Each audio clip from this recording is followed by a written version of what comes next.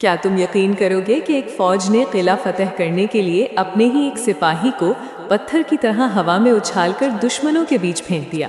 یہ جنگ یمامہ کا سب سے نازک موڑ تھا۔ مسیلمہ کذاب کی فوج ایک مضبوط قلعے میں چھپی ہوئی تھی۔ دیواریں بہت اونچی تھیں، دروازہ بند تھا اور مسلمان اندر داخل نہیں ہو پا رہے تھے۔ مسلمانوں کی فتح رک گئی تھی۔ تب ایک صحابی حضرت برا بن مالک رضی اللہ عنہ نے ایک نہایت خطرناک منصوبہ پیش کیا۔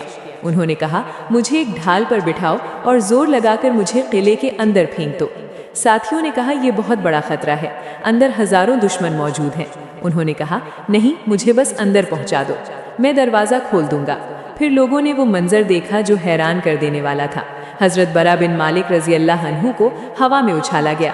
وہ دیوار کے اوپر سے اڑتے ہوئے سیدھا دشمنوں کے لشکر کے درمیان جا گرے۔ اکیلے برا رضی اللہ عنہ نے ہزاروں دشمنوں کے درمیان شیر کی طرح لڑنا شروع کر دیا۔ وہ لڑتے لڑتے دروازے تک پہنچے اور کنڈی کھول دی۔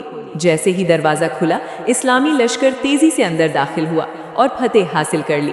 اس دن حضرت برا رضی اللہ عنہ کے جسم پر بے شمار زخم تھے، مگر انہوں نے ہمت نہیں ہاری۔